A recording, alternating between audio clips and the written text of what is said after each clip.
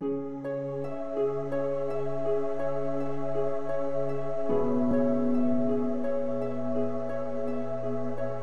welcome back to our lecture series on circuits and networks. So in last class we were discussing about RC circuit and its switching behavior, and we were analyzing that based on S-domain analysis. Previously, approximately 5 or 7 lectures back, we did the same analysis using time domain analysis, that is conventional differential or differential equation solution method. But for the last few classes, we were doing all those circuits RL, RC, etc. by using S-domain analysis, and we were doing the problem somewhat easier as compared to the time domain analysis problems. Now we are moving to RLC circuit, that is R, L and C, both the three components are coming simultaneously in a circuit. In such a circuit, first thing we should be very careful about is number of memory elements. Number of memory elements is equal to 2. Which are the memory elements? I already explained those concepts. If it is a resistor, its voltage equation V is equal to IR or I is equal to V by R. Nothing is related to differential or integration. If differential or integration is there in the equation, like as in case of inductor it is V is equal to L di by dt. So I is equal to nothing but V by L into integral I. Sorry, I is nothing but integral of V by L. Such thing will come. So if integration is there, it means it depends on the previous past values also. We are integrating from negative infinity to up to this moment. So it depends past values also. So inductor and capacitor, its current voltage, such equations also depends on past values also. So it is a memory element. If memory elements are there, order of the differential equation will increase. If we are writing a differential equation of such a RLC system, its order will be 2, d square term will come, or in S domain we will have S square. In last class we obtained S domain equation only in the order of S plus something. The higher order was 1. That means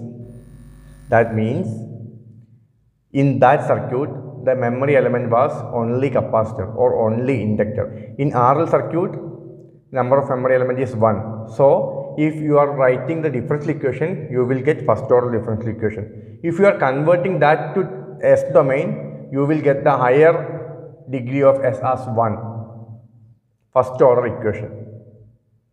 But in RLC, as memory elements is 2, you will get S square term.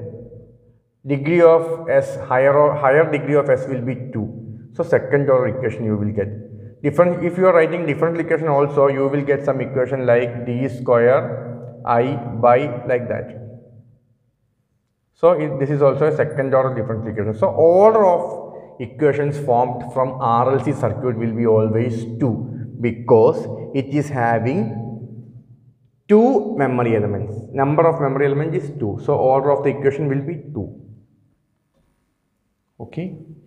So this you should keep this concept in mind. Okay. Now this is an RLC circuit, and I am going to apply KVL by taking current in S domain I of S. Directly I am writing the KVL in S domain. You can also try KVL by taking I of t. You can write KVL in time domain and then you can convert it into S domain by taking Laplace transform. You can do it as an homework. But now I am directly applying S domain equation. So for that, suppose it is this one is I of t, the components will be like this. If I want to convert this to I of S, then the figure will be, as it is a voltage which is a function of time, we can take it as V by S, and switch resistor will be resistor always, and here it is inductor we can represent as Ls, and capacitor we can represent as 1 by Cs, like this.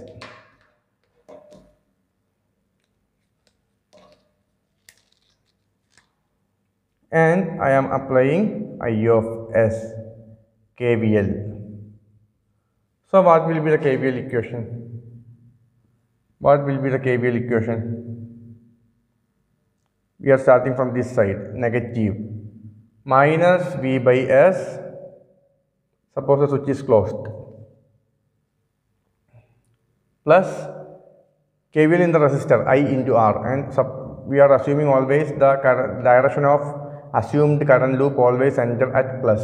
So plus I of S into R plus I of S into Ls plus I of S into 1 by Cs is equal to 0. So I am taking all I of S components together. I of S into R plus Ls plus 1 by Cs is equal to minus V by S. Is it okay up to this moment? I hope this is okay. Okay. Now let me take the common factors. I of S is equal I of S into R Cs plus LC S square plus 1 all divided by Cs is equal to V by S. Okay? Okay. Now I of S is equal to V by S all divided by RCS plus LCS square plus 1 divided by Cs. Is it okay? Now we can cancel some terms like this, and C is here. So I of S will, okay, we can write here, I of S will become V divided by, I will write this term initially, LCS by C, L S square plus RCS by C, RS plus 1 by C. Now let me take an L common from the both numerator and denominator, or we can say we can divide numerator and denominator with L. Then it will give V by L divided by S square plus R by L into S plus 1 by L into C. Now you can see, please check the denominator. What is the nature of the denominator? It is a second order equation in S domain, S square into some constant into S plus a constant. It is a second order equation in S domain or frequency domain. So you will get a solution. If you are interested, you can find the solution like that. You will get some solution, V by L into S minus S1 into S minus S2. V by L into S minus S1 into S minus S2. Where S1 and S2 are the roots. How you can find the roots? You know the basic equation minus B plus or minus root B square minus 4AC by 2A. By applying that thing, you will get S1 and S2. And we can, at that time, you can completely get I of S. Then you can find I of T by taking L inverse of that I of S. I am not going to that area. In this class, we are trying to directly solve the problems. For solving problems, this much things are needed presently. But the solution of this differential equation, this second order equation, and finding its I of s and then finding its I of t, is also interesting. You can refer some textbooks or you can do it by yourself. Anyhow, up to this is very important for doing the problems. You have to keep in mind that anyhow if you are applying I of KVL, you will get a second order equation in S domain. You can fractionalize, you may have to use partial fraction for finding S1 and S2. Okay. Okay, that is a better thing. I think it is better to use partial fraction for finding that inverse Laplace transform also. That will be better. Okay, anyhow, you will get I of s from this and then you can find I of t by taking inverse Laplace. These steps we will practice by doing the problems. We are directly moving to problems. At that time, we will do this thing. Okay, let us move to the problems.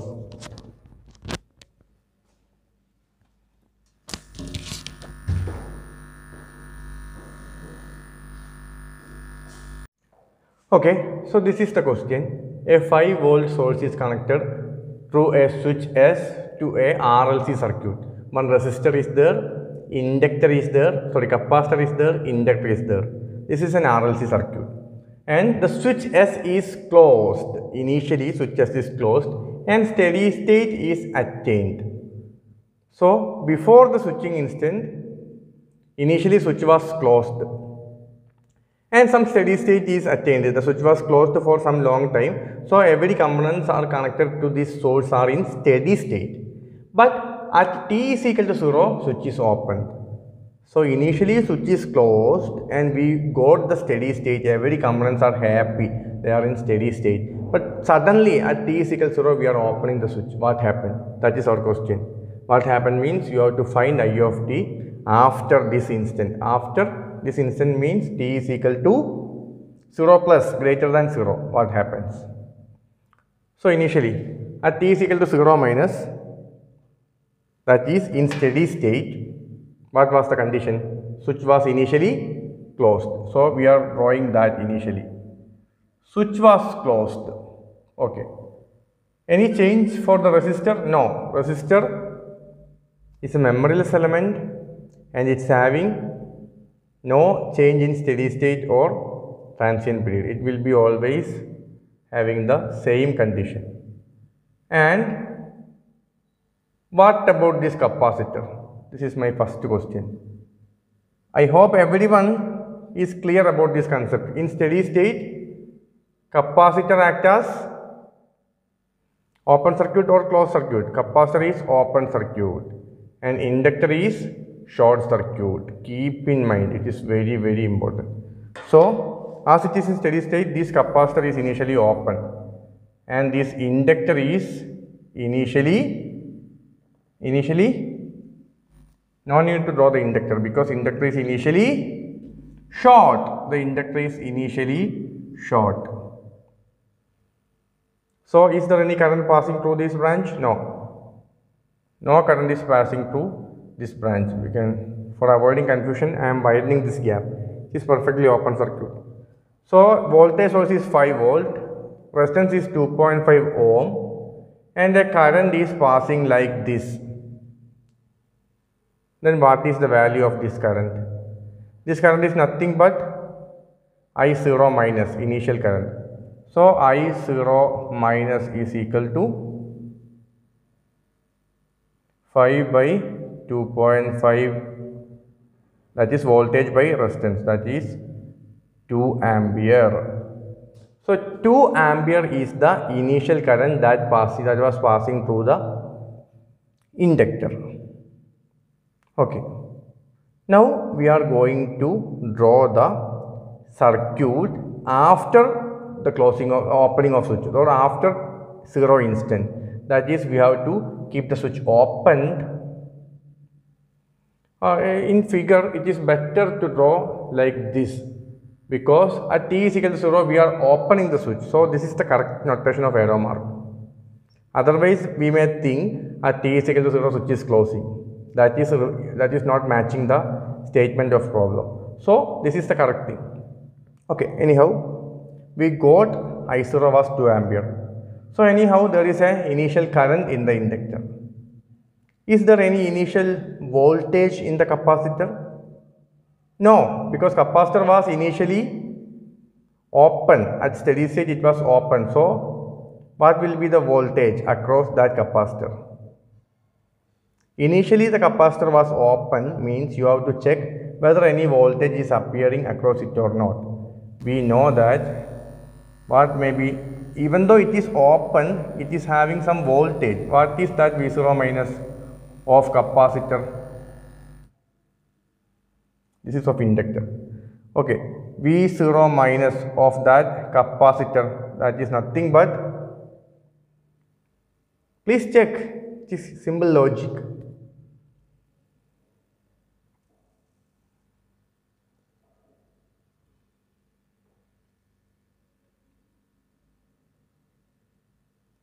Because no voltage will appear across the capacitor. Why?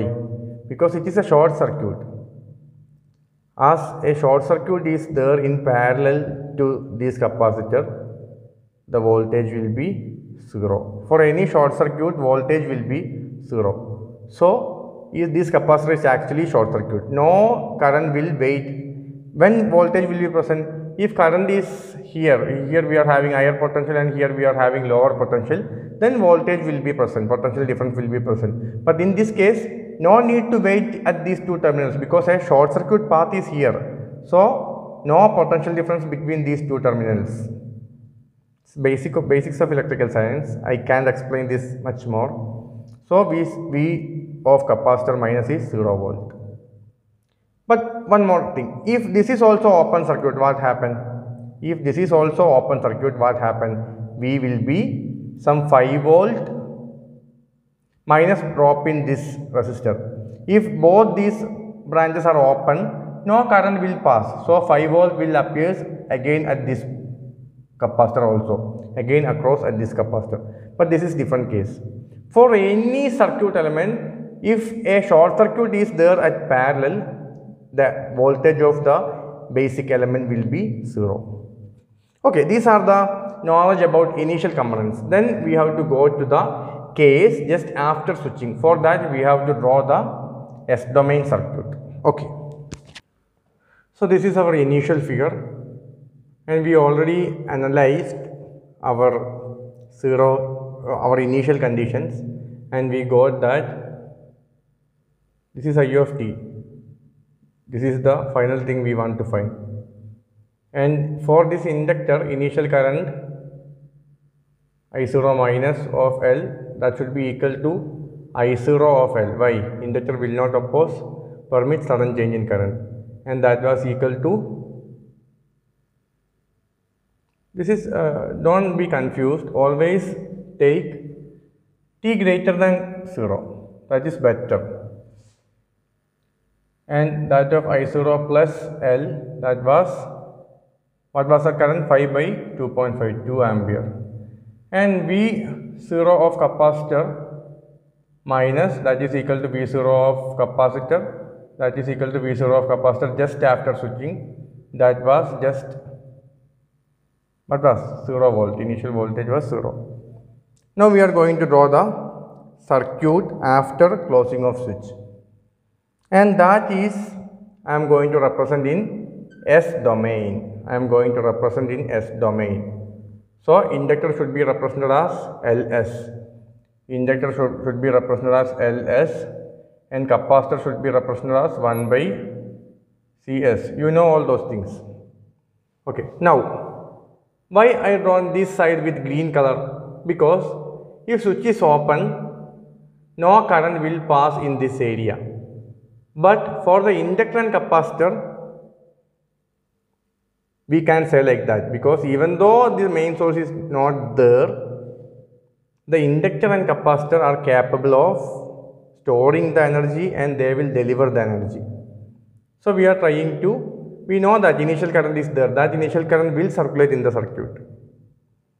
Okay, so now we don't want this green color side because current will pass only in this area. This side is open, this switch is open, that's why. So we can neglect this area in the after switching incident. So this is a capacitor, I want to mention as 1 by Cs, and this is an inductor, that's value is L into S. Its inductance value was 0.5, so 0.5 into S.